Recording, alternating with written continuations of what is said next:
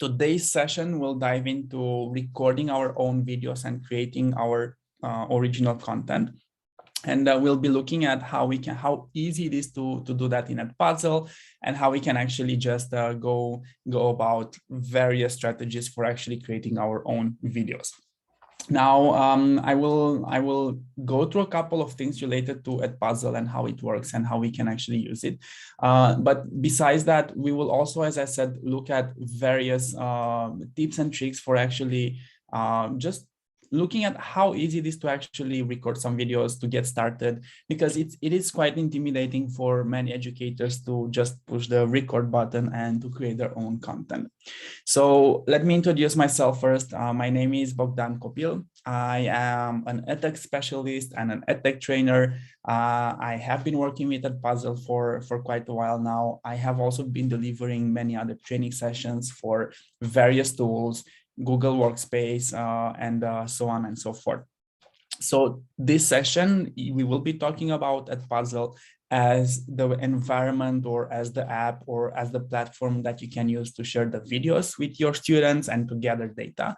But many of the bits and pieces we'll cover apply to creating videos in general. So this is just the first thing that I want to mention.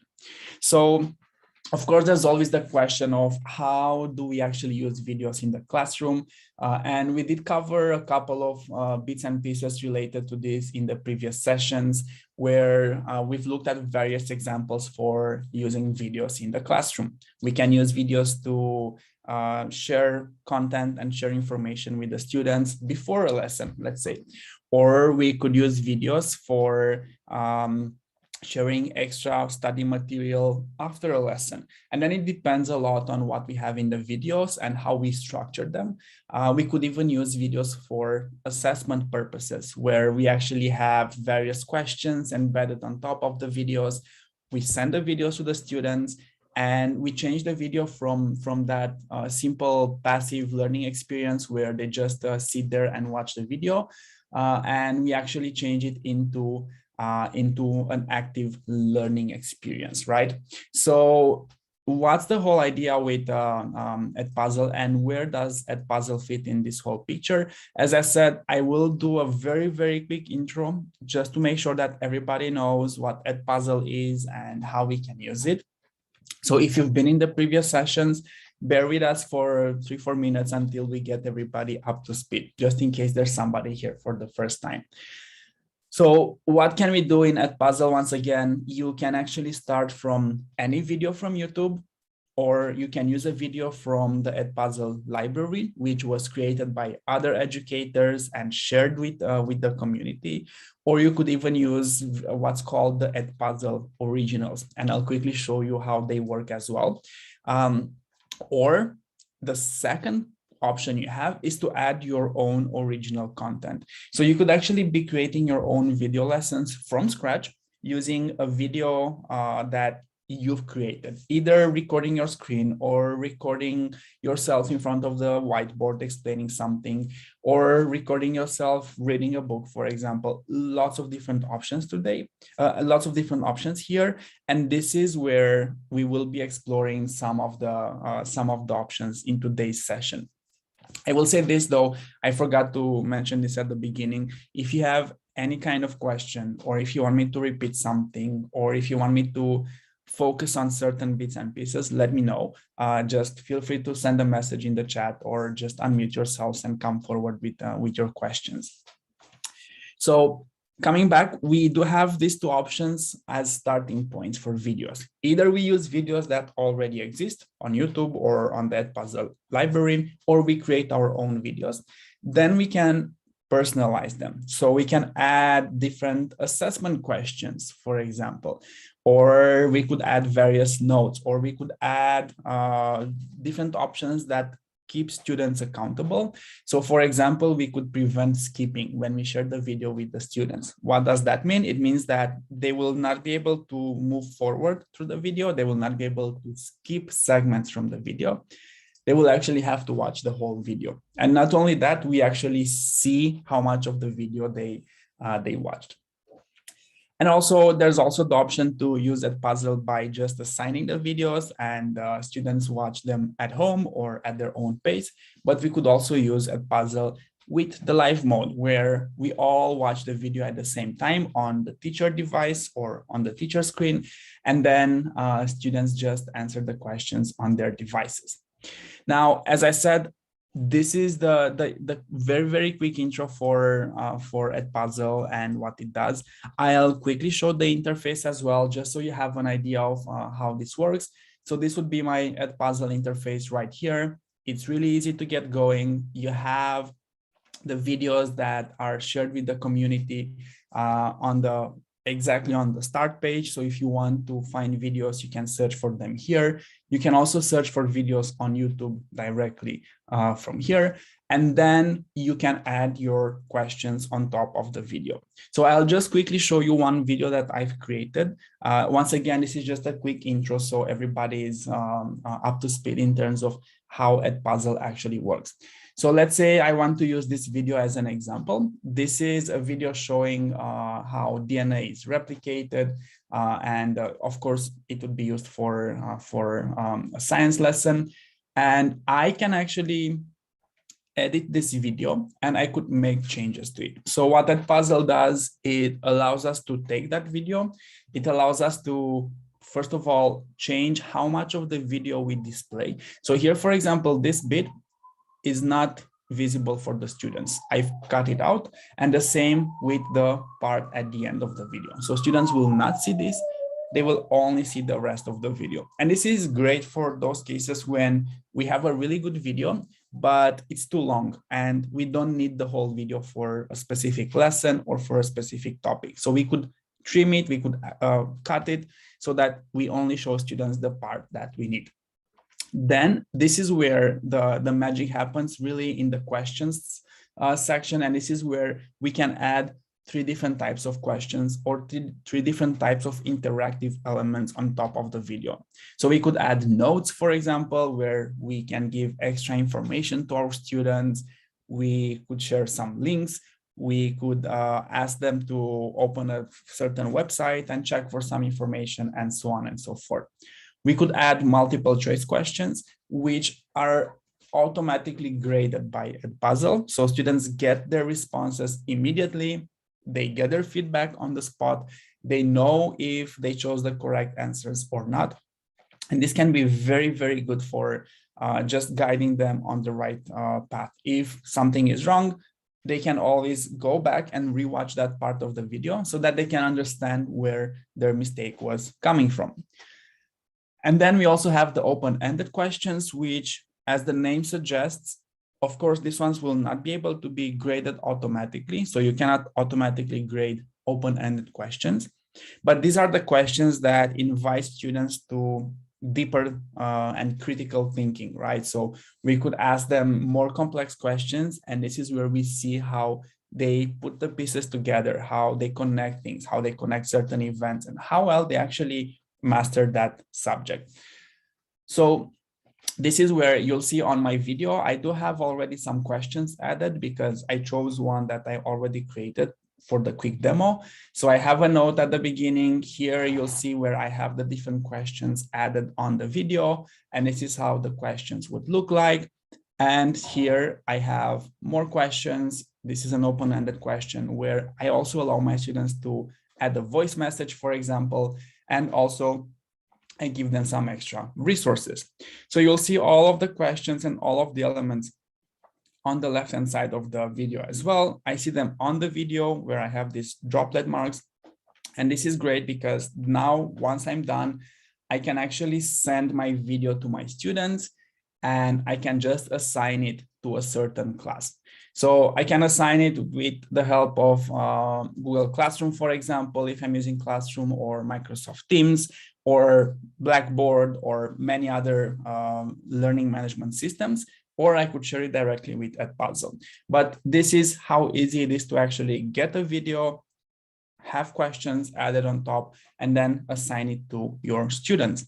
Now, On the other hand, let me quickly show you what type of data we collect from the videos that we share with the students. So if I have a look at some of the videos that I've already shared, you'll see that there's data collected here based on what my students were doing on the video. The only thing to keep in mind is that when it comes to the data, we can actually just think about how much of the video the students actually watched, what their grade was. So I will filter also to show you that the grade book can actually be filtered. And I will choose a video that can show us some data that I'm talking about. So you'll see here that I see how much of the video the students watched. So Antonio and Vlad didn't really watch the whole video. I see their grades. And if I want to go deeper, I can actually have a look at the video and see which segments of the video certain students watched more than once. And this is also great info for me as a teacher because it gives me insights into what's happening on the student end. So this is just a quick overview of what Edpuzzle does and what type of data it collects. There's more to say here, but as I said, this session will be focusing more on creating our own original content rather than going to the whole explanation of how Edpuzzle works with the videos. This was just a quick intro to bring everybody up to speed in case somebody's in the audience who has not used Edpuzzle that much. Now, when I've mentioned starting with the video creation, right? So as I said, you can search for any video in the Edpuzzle interface, so any video whatsoever. So if let's say I'm talking about the carbon cycle and I need to have some videos for the carbon cycle lesson, I will have the videos showing up here. Or let's say I'm trying to teach a lesson on acceleration and I can search for this and you'll see that there are some videos showing up. Some of them are from YouTube like this one. Some of them are hosted on Edpuzzle. I can also search for YouTube right here as well. There's a second thing that you can do with the content you have on Edpuzzle. We have also quite a large collection of videos called the Edpuzzle Originals. So these are videos created by the Edpuzzle team. And as you see right now, there are videos for math, for science, for ELA, English for English language learners, social studies. And at this stage, most of the videos are focused on the primary schools or elementary, so grades 3, 4, 5. But there's more and more videos released, and the team is working hard on adding more and more videos. And this is where you see if you want to start from here, you can actually just start from the video directly. And these videos are, as I said, created by the Edpuzzle team. They are animated, they have all the content you need, and also they have the questions already added on top of the videos. So the Edpuzzle Originals are a great way to start. And as I said, you can actually start from here. But of course, the question is, what happens if I don't find a video that I actually like, or I don't find a video that fits my needs, or I don't find a video that works for my particular group of students, right? And this is where we can start exploring creating original content. So rather than using the video that is created by somebody else, or rather than relying on the community for the video sources, we can actually think about recording our own videos. Now, I know that this is quite scary for many educators because just sitting in front of a camera and recording yourself can be quite intimidating, right? And this is why I want to give you some tips and tricks for actually helping you go over that fear, and actually give you some tips and tricks for what we can actually do to make this whole process much easier. So when it comes to recording our own videos and our own content, the first thing that I will say is that you don't need a lot of setup. You don't need a lot of tools. You don't need special equipment. Basically, all you need is a camera. And that camera can be the camera from your laptop. It can very well be the camera from your phone And I'll give you some ideas of how we can actually use this, right? Or you could use the Edpuzzle extension. Or of course, if you have some video editing software, you could use that as well, but that's the more advanced part. And as I said, we are trying to start with a foundation here. And then of course you need a computer or a Chromebook or a tablet or something like that for actually working on the videos. Now, I will show you how the Edpuzzle extension works, because that's one tool that is very handy. You don't need any other tool basically to record your videos. The Edpuzzle extension works in your browser and you can just install it and you can start using it for your own videos. Now, what are some of the advantages for us as educators recording our own videos rather than relying on something that was shared by somebody else? Well, the first thing is that we can fully customize the content.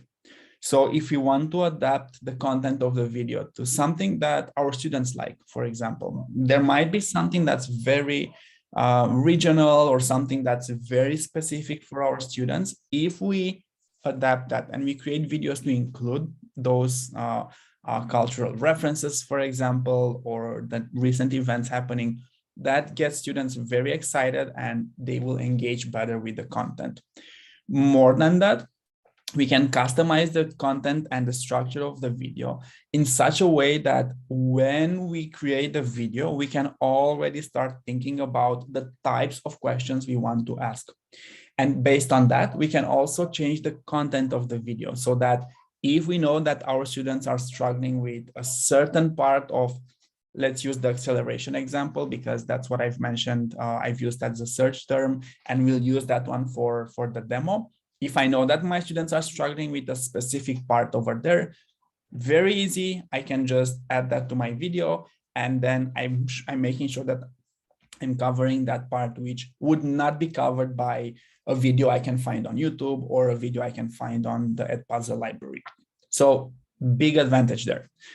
The second thing is we can actually build that rapport with our students. So when they hear our voices, when they see us on the camera, if we have the camera as well, they are automatically more engaged and they interact with the content much better. So once again, I'm not saying that you always have to show your face on the camera, on the video. That's an option, but even hearing your voice totally changes things for them because it's something familiar, they know you, and that also helps them engage with the content much better. Now, the other thing, and this is maybe a bigger picture idea, you can actually also support other educators or other teachers. So let's say you want to create videos and you say, well, you know what, I don't want to keep them only for myself. I could share them with the community. So this is one easy way for you to actually help the educator community and to support other educators. Now, also keep in mind that even if, let's say, you want to work with your colleagues in the school and you want to share videos with the colleagues in your school, then that's also something very doable. So you could decide as a department, let's say, to split the content and everybody's creating videos for certain parts, and then you put them together and you save quite a lot of time as a group. So what are some simple ways for actually recording the videos? And I'll just give you some really quick examples to get the brainstorming going and to encourage you to actually think about creating your own videos. Because what tends to happen in many cases is that we overcomplicate things, we overanalyze, and we get stuck in that loop of, well, it will be difficult to get going, to start with the videos, and so on and so forth. So start small. You don't have to have fancy video production studios and software. You can start small with something as easy as using pen and paper and using your phone. So you can easily improvise sort of a recording station where you have some books, you put your phone on top, and you have the paper on your desk. And of course, with the phone fixed on the books, you start the camera and then you explain on paper, like, I don't know how to, in this example, how to balance a chemical equation, right? Or let's say you're teaching mathematics or physics and you draw some diagrams and you show the vectors and things like that. Or let's say you're teaching biology and you have a diagram of a flower and you explain which components of the flower are responsible for what functions, and so on and so forth. Lots of options here, and this would be maybe the easiest to start to it in terms of low technology requirements. Really, all you need in this case is a camera, which can be your phone. The second option is very similar, but in the second option, we already would use an electronic device for the actual writing environment. So here we could use any form of whiteboard software or a tablet, for example, where we can actually record the screen while we explain certain things. So in this example, we have some mathematical functions or equations, and you actually can demonstrate how you can solve that system of equations. And once again, this is done, or it can be done easily on a tablet, and you record your screen while you're going to your explanation, or it could be done even on a laptop on whiteboard softwares. And I'll give you an example or some examples later today in the demo of what we could use here. The third option is, of course, we could actually just set the camera and record ourselves while we explain something on the whiteboard. Now, this is also solving the other part of students actually see you in the video. So then we go back to that idea of establishing the rapport with your students. And this is something that, especially if, let's say, you're in a scenario where you're teaching in the classroom and some of your students are not at school, and you still want them to be able to recover the content, you could very well just be recording yourself while you teach for the classroom. And after the lesson, you could upload that as a video in Edpuzzle. And if you want to add some questions for the students that were not in the classroom, you could do that.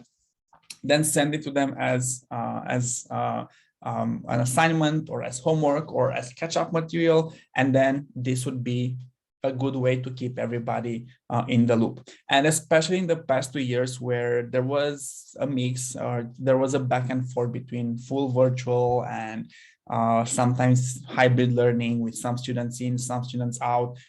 We never know what's happening, what's going to happen next. We might always still have some students out. So this would be a suitable example for actually using that video you can create with the students in the classroom, and then you could share it with the rest of the group.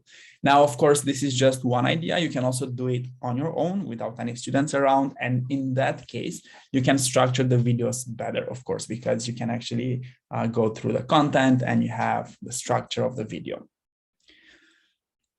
Then the fourth example, this is where we can think about having a slide deck or some form of presentation materials, and we could actually just record our desktop while we go through the content. And this is where we can also use different parts as the starting point. So we could have a slide deck, we could have some simulation websites, and I'll give you some examples for that as well. We could have other whiteboard softwares like Explain Everything, let's say. So lots of different options here. Now, here, I just gave 4 examples of ways in which you can record videos. And these are simple ways in which any educator can start creating their original content. There's many others, of course. So you could use some animation software like Powtoon or different other softwares. You could use video editing softwares where you can actually have somebody create the videos for you. Remember, I showed you the Edpuzzle originals. They are created by video editing specialists. So they know, and that's what their work is. They put the content together in the videos and they are then uploaded to the platform. But for that, you do need to have the software, you need to have the knowledge, or you need to have somebody who will do that for you. So the 4 examples we gave here are, let's say, the low entry points or the low barrier entry points into this whole idea of creating original content. Just a reminder, do let me know if you have questions here, or if you want me to repeat some things. I'll definitely be more than happy to go through some of these bits and pieces again. Now, before we even get into the video creation process. So as I said, these are 4 examples of different methods you can use without having a lot of skills in terms of video editing, without having a lot of technology. You can just get going with one of these 4 approaches. But before we actually get there, it's always a good idea to plan ahead a bit. Why? Because remember, one of the reasons for which we create our original content, or for which it's a good idea to create our original content, is to have the content of the video match the needs of our students. So it's always good to plan ahead a bit. And these are some tips to help you get going when you actually start recording your own videos. As much as possible, plan your video structure ahead of time. And depending on what method you use, you could have some sticky notes somewhere telling you, okay, I need to cover this and that and that and that, and this is the order. Of course, if you use a PowerPoint or a Google Slides presentation, then it's easy because you already have the structure in there. But it's always good to plan the video structure ahead. And also, more than ever, if you do plan to use it with Edpuzzle, it's always good to plan the video around the questions you want to add on top of the video. So you could even, when you create your original content, you could even mention those questions in the video. So you could actually have that, and I'll show you how I'll do this in my screen recording in a bit. Now, the other thing is, of course, as I said, you don't need a studio for this. You don't need a special studio with lights and cameras and whatnot. But there are some things you can do to make the overall experience better. And the first thing you can control is the sound. So try to find a quiet spot. Try to make sure that there isn't a lot of background noise when you record the videos, because that will actually make the quality of the video much better. Same things related to the quality of the video, and simple things you can do. Make sure you choose a good light for the video. So don't be in the dark spot, choose good light. Try to find a headset or a microphone to use, which would dramatically increase the quality of the sound. Once again, you don't need a special high-tech microphone. Even a simple headset that you can use with your phone is better than just using your computer's microphone. Make sure that if you do record the camera, pay attention to the angle. So something like this would obviously not be very good, because then your students will only see your forehead. So make sure that all of these small details, you can actually quickly have a look at them, and make sure that you have the proper environment. Now, the other 2 things that I will mention, and actually the main thing that I will want to stress on, is this idea that a video that's done is better than a video that's perfect. So very often, and many teachers I've been working with, not only in terms of video editing, but in general, let me change the angle of the camera. So also in general, when teachers were creating their original content, there's always this fear of, well, it will not be perfect. That's not the point. The idea is to have content that works for you and your students, and to get going from there. So it doesn't have to be perfect. Just start working on it, and then the more videos you create, the more original content you create, the better you will get at it, and the better the videos will become. So you might reach perfect videos later down the line, but don't let that stop you. And of course, as I said, later, if you want, you can actually also add the more advanced tools like video editors, or you can use teleprompters, so something that will display the text on the screen and you can read it. And of course, then it will look like you're better prepared for the videos and whatnot. But this is what you should be thinking of later, not when you begin. And also, this is just when you reach a level where you're comfortable with creating your videos and recording the content, and so on and so forth. So we have some options. I've presented you some options for creating videos. I gave you some tips. Now let's actually start recording our videos. And let's have a look at how we can actually do this very easily with the help of the Edpuzzle extension. So you can use other tools as well, but I will demo the Edpuzzle extension simply because it's so easy to use and it works very well with your own videos. And also because you have no limits on the length of the video you record. So there are many recording extensions that you can use with your browsers, but many of them have certain limits, like the videos can be only 5 minutes long, or they will have a watermark on the video or something like that. Edpuzzle doesn't do that. So you can just, the Edpuzzle extension doesn't do that. You can record videos as long as you want them. So you will not have those problems. So let's go through this process and let me demo one way in which I would actually record the video.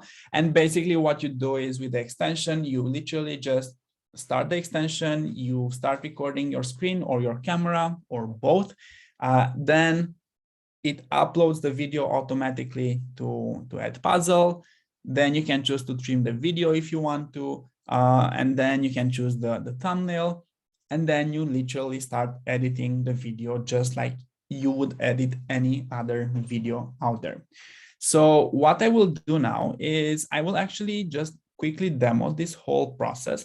And I will demo the process using the Edpuzzle extension, right? So this is just a quick demo of how this could actually work. So now you should be able to see my Edpuzzle interface.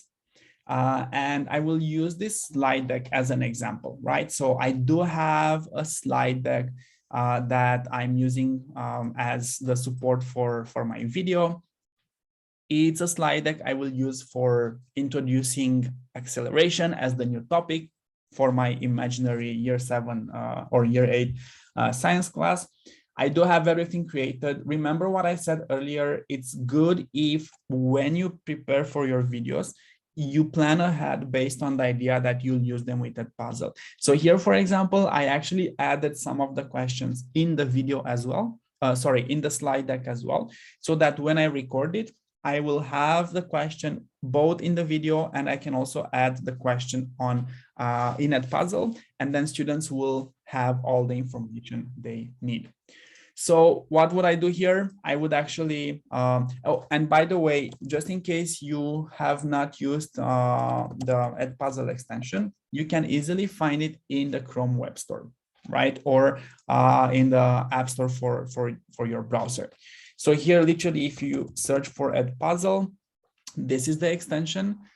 For me, it's already added to my Chrome browser. If you don't have it installed, you can actually just click on add to your browser, and then you can start using it. You'll see that I do have the extension right here. It's the Edpuzzle logo, the puzzle piece. And now when I want to start using it, I will just go to the extension. I can choose what I want to record. So I can actually choose to record the tab, which is only this slide deck. I can choose to record the desktop. And in that case, I'll record everything that's happening on my desktop. This is particularly useful when I plan to use multiple applications or multiple websites. Then I would recommend recording the desktop. And I can also record only the camera. That's also an option. Let me record this tab. So I will focus on the tab.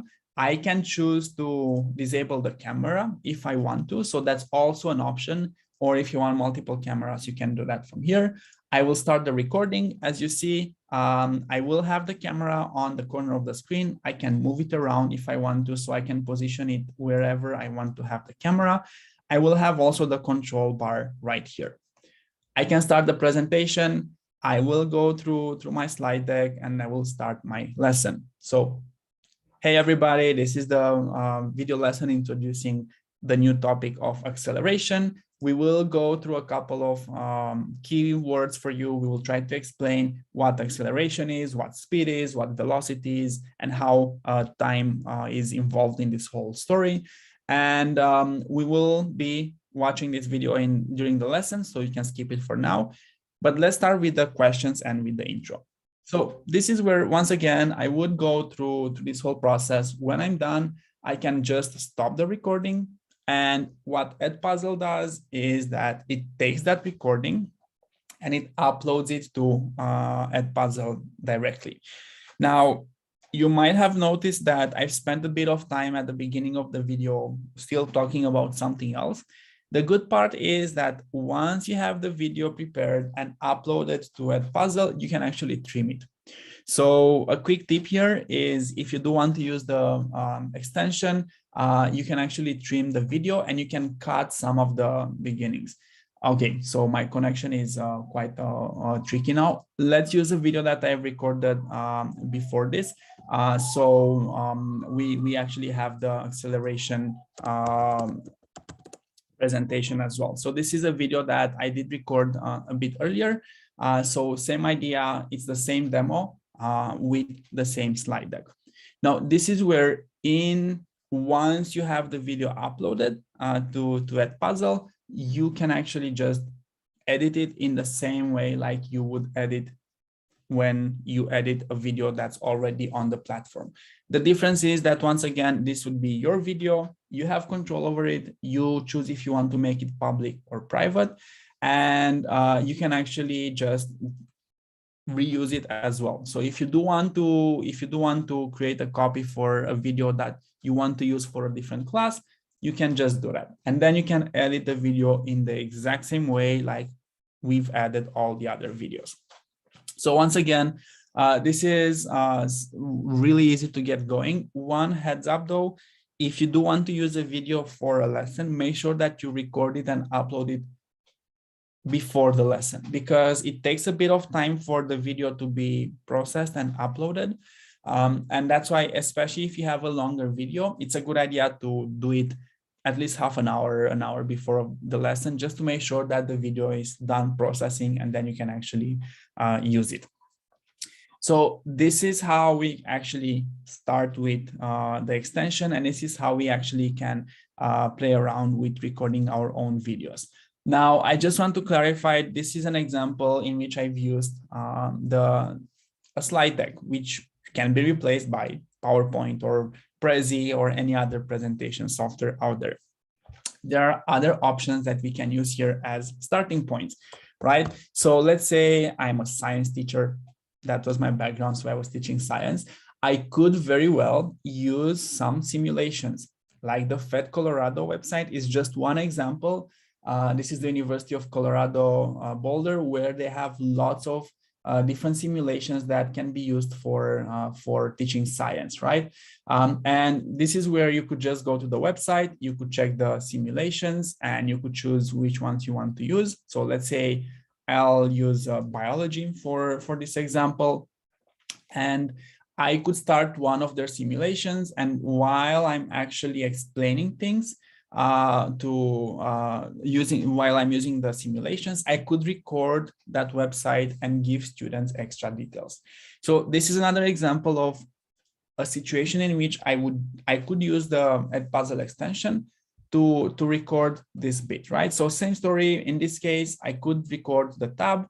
If I choose to, I would go through the whole process. I would explain what's happening to my students. I will see all the charges. I can play with this part, right? And I can actually stimulate the neuron, and I'll see what happens once I do that in terms of the ions moving in and out, in terms of the changes. If I want to have the potential chart, I could use this as well, and so on and so forth. Now, once again, once I'm done with this, I'll stop the recording. The video, same story, will be uploaded to Edpuzzle, and I can use it from there. So these are just two starting points for videos that you can use for recording your video of your lessons or your original content. Besides this, though, there are many different other tools and options that we can use here, like whiteboards, right? So there are lots of different whiteboard softwares out there that you can use for just creating your own lessons or just explaining certain topics. One of them, I will quickly give you an example of Explain Everything. So Explain Everything is a whiteboard software where we actually can, when we can actually just go and have a look at how we explain certain things on a big canvas, on a whiteboard. And I did create one example here, for example, where I was using the Explain Everything whiteboard to prepare a lesson for a big project related to traveling to outer space. So basically, I was inviting my students to think about what they actually need for traveling to outer space, and I would have some different prompts here as well. So this is the Explain Everything board I've created. So as you see, we have several questions. I have different prompts for my students. I'm asking them how they will grow food, for example, how will they get oxygen, and so on and so forth. Now, this is where, once again, Explain Everything is just one example of such a whiteboard. And I could actually just, at this stage, create the web link, or I could record the video directly in Explain Everything, and I could use that video in conjunction with Edpuzzle later. So as you see, because I've just changed the settings, it's processing, but the video that I had earlier, this is a video that I've recorded earlier prior to this. So I just wanted to show you also the Explain Everything interface, but this is how the video would actually look like. So I can actually just play this video, or I could download it, put it in Edpuzzle, and add my questions on top of the video. So as you see, another great option for creating that original content.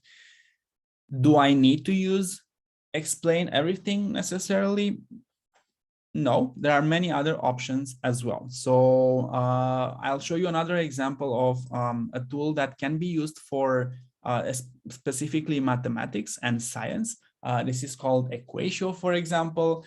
And we do have the math spaces where we could easily just add different shapes and different fraction bars. I could play around with the numbers. So I could actually use different representations for showing fractions. Let's say I have all the shapes. They have quite a big database. If I want to use coins, I can use those, for example, for different calculations. I have lots of different options for different activities like counting blocks and rods and whatnot. They even have molecule simulators, so we could actually see different molecules. So let's say if I want to show a water molecule, I can actually play with the molecule simulator right here. And of course, I could record my screen while I'm doing this, and I could explain to my students what's happening, what atoms I have here, and so on and so forth. I don't know if they have, they actually have aspirin as well. Once again, great way for me as a science teacher or as a chemistry teacher to use this as a starting point and talk about various molecules, for example.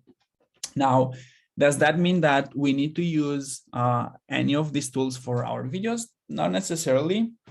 We could even start with a simple Jamboard in Google Drive. So Jamboard is also a whiteboard interface, or there's the equivalent of Jamboard also in the Microsoft environment, where we actually just start from a very simple whiteboard, and we actually just start adding our content on that whiteboard and then record the screen while we present it. So lots of different options here. So once again, when it comes to Jamboard, Jamboard is part of the Google Drive.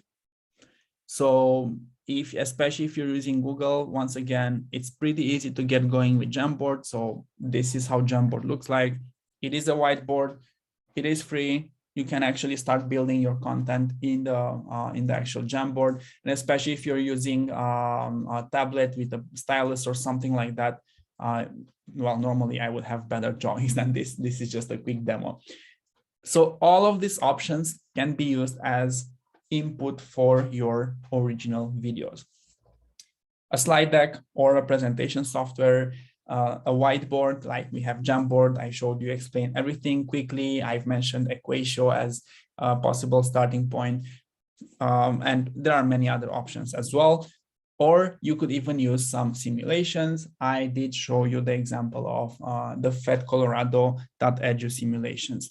Here, of course, you also have, I mean, most of the examples I gave are sort of related to science because that was my main background. But here you don't have to limit yourself to science only. There are many other, if not simulations, virtual trips you can take through a museum, right? So for example, I could just use the Google Arts and Culture Institute, where you have lots of different experiences taking you through either curated experiences from the Google Arts and Cultural Institute team they've put together for you, or you could just explore different bits and pieces from arts museums, let's say, or history museums, or you can approach different social studies, right? So here you could actually use this one as simply as a bit of the whole process of analyzing the painting. So imagine you're an art teacher, you want to create a video where you actually go and analyze a picture or a painting in great depth, and you can use this as a starting point for your videos. So once again, lots and lots and lots of different options as a starting point.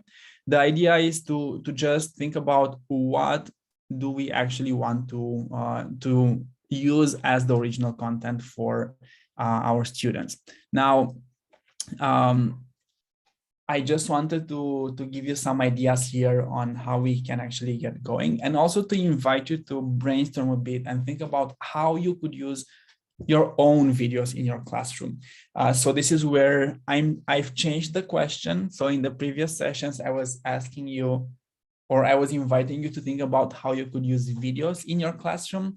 Now I'm actually inviting you to think about how you could use your own videos in the classroom. So you have some ideas, you've seen how many options we have as a starting point for the videos. And you can actually start thinking about creating your own original content. And these are just some ideas to get you going from our end as input. These are not the only options, but definitely we would encourage you to start building on this and thinking about how you could actually use your own original content. Of course, introducing your new topics is a great way to do it with original content, because then you know exactly what's in the video and how you present it. If you have some experts you can invite as guest speakers, it would be very easy for you to record the video. Even if, let's say, you do it over Zoom or over Meet, you can just record that meeting for that session when you have the external expert as the guest speaker, and then you could reuse the video later also in Edpuzzle. So once again, you have two things that you can accomplish in one go: record having the guest speaker, and then you can record the video, and then later you could actually process it and turn it into smaller bits that you can use within Edpuzzle as well. Of course, you could prepare also revision materials, especially if you realize that for some topics your students are falling behind. You can always just prepare a special video that goes over those parts of the topics that they are struggling with. Another big thing is preparing substitute lesson plans. So let's say something happens and you cannot have your lessons. Yes, okay, you can send the plans for a substitute teacher, but you never know if they are experts in your field, for example, or if this is happening to me quite often. My previous school is trying to get me in to teach science lessons when the science teachers are off. And of course, I can help them sometimes, but not always. So when a science teacher is not in the room, it's much better if you prepare a video with what you want to have in the video, you send it to a substitute teacher, and then they have all the content. So it's much easier to make sure that your students are getting what they need. The other thing is you could also use the videos to share instructions for group work. Let's say you split the students in different groups and you need to give different instructions for different groups. You're only one teacher, so doing that with all the groups at the same time would be impossible, but you could actually record the videos with the instructions for every station or every group, share them with Edpuzzle, and then students will know what they have to do. And if they will have questions, you can actually clarify and answer those questions. Also, you can actually use Edpuzzle for lots of other things where you create your own content. So let's say you have meetings or department meetings, or you want to share content with your colleagues. That's an option. And one thing that I didn't even mention on the slide, but let's say you have students who need support, who need learning support. So for various reasons, they might not be able to read, for example, or they might struggle with typing. You can easily use this option of creating or somebody from your department or your colleagues creating a video where, let's say, you read the text for them and then they can type in their answers in Edpuzzle. So then that frees the time that you would need for having somebody work with that student only as a support teacher. You could actually turn that into a video and then share the video with your students. And from here, once again, lots of options for getting creative, extension activities, choice boards, read alouds where you read a book for your students, and some of the things that we've already mentioned. Now, I'm also aware of the time, so I know that we only have a few minutes, so I do want to see if you have any questions related to what we've covered today, or in general related to just using Edpuzzle. I'd be more than happy to answer your questions. And while we are waiting for the questions, I just want to sort of sum up the session today with a few encouragements for you. Start thinking about creating your own original content, because that's something that will actually help you a lot in terms of supporting your students and actually having them more engaged. Don't overthink it when you actually start creating that content, if you want to start creating your content, and get creative with it. So I've showed you already several approaches during this session. I've also mentioned some that I didn't demo, like the one where you could even use your phone and pen and paper, or use an iPad or a tablet and explain things on the tablet and record while you're explaining, and so on and so forth. So, okay, we do have a question in the chat. So you can link Edpuzzle to explain everything. Is it just capture the link of explain everything into Edpuzzle? So yeah, so if you do want to use it, you would need to have accounts on both platforms. So then you could create, for example, the explain everything board in explain everything. And then you could record the video. You could even record it in explain everything if you have the upgraded version or the pro version for explain everything. And then you can use that video in Edpuzzle to add questions on top of it. The other option is you could use the Edpuzzle extension to record your screen while you're going through the explain everything board. So both options would work. And once again, you would use this if you do want to add that extra layer of the interactive elements you can add in Edpuzzle on top of any video, including videos that you might have created in explain everything. So yeah, so for that, you would need accounts in both on both platforms. And once again, there isn't a direct integration between Edpuzzle and explain everything. You just use that as a source of the video. And you can do that with lots of different apps out there. Just get creative. You can actually mix and match different apps that you can use as a source for the videos for your original content. Great question. So thank you for that. I do hope that I've managed to clarify that. And remember, you don't have to recreate every single video. There's already a huge collection of videos that you can use as they are. This is just the next step where you would want to go into creating your own original content.